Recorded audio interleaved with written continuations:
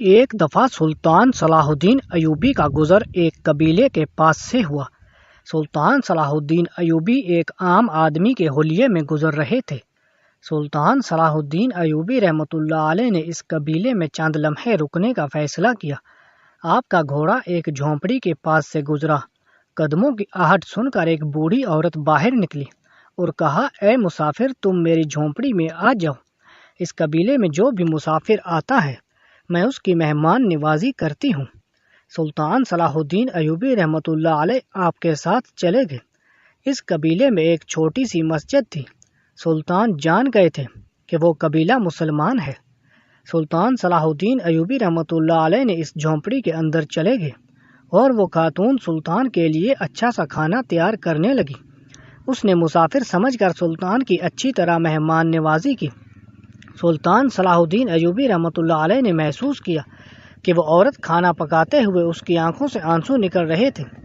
سلطان نے اس سے پوچھا، اماں جی، آخر کیا بات ہے؟ کون سی ایسی بات ہے جو آپ کو اتنا پریشان کر رہی ہے کہ دکھ کی وجہ سے آپ کی آنکھوں سے آنسو نکل رہے ہیں؟ تو اس نے کہا، بیٹا، میرا دکھ بہت بڑا ہے۔ تم مسافر ہو، تمہاری پہلے پریشانیاں بہت ہوں گی، لہٰذا تم جان کر کیا کرو گے؟ سلطان نے فرمایا کہ اماں جی، اگر آپ نے مجھے اپنا بیٹا سمجھتے ہیں تو اپنا دکھ مجھے بتا دیں۔ تو اس نے کہا، بیٹا، یہ قبیلہ کئی 100 سال پہلے آباد ہوا۔ اس قبیلے کو آباد ہوئے تقریباً 10 سال ہوئے تھے کہ ایک دفعہ آدھی رات کے وقت ایک جن نمودار ہوا۔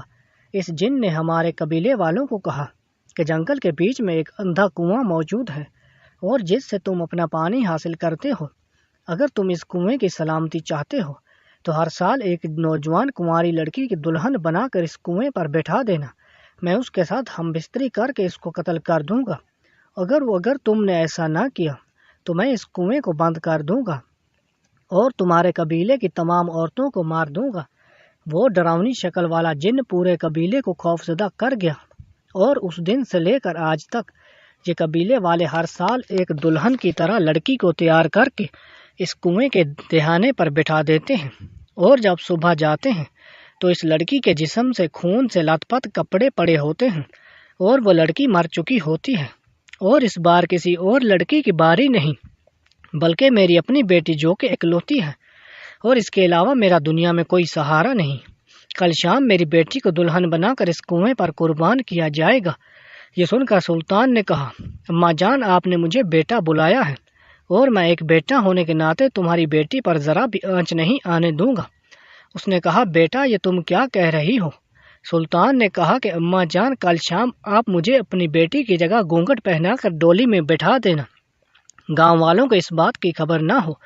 جب وہ مجھے کنویں کے دہانے پر بٹھائیں گے تو رات کو میں دیکھ لوں گا کہ آخر کون سا ایسا جن ہے جو لڑکیوں کے ساتھ فحاشی کر کے ان کو قتل کرتا ہے۔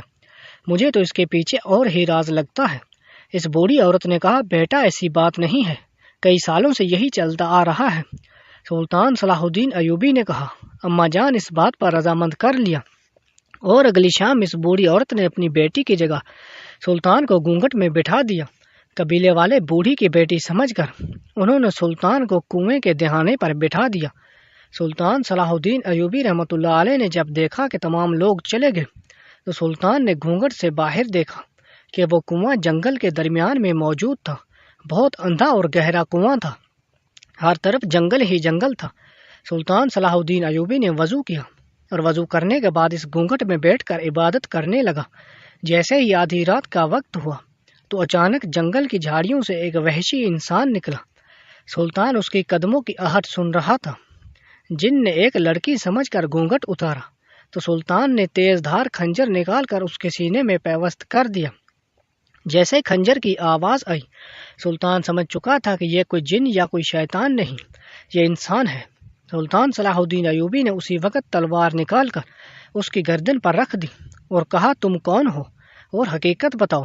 تو اس نے کہا کہ اس جنگل کے اندر ہی ہمارا ایک چھوٹا سا قبیلہ آباد ہے، اور جب سے یہ قبیلہ آباد ہوا تو ہمارے قبیلے میں سے ہر سال ایک آدمی آ جاتا ہے اور ان قبیلے والوں کو بیوقوف بنا کر ایک دلہن لڑکی کی بلی دینے کے لیے کہتا ہے، اور یہ بیوقوف قبیلے والے ہر سال ایک خوبصورت حسین و جمیل لڑکی کو بٹھا کر چلے جاتے ہیں۔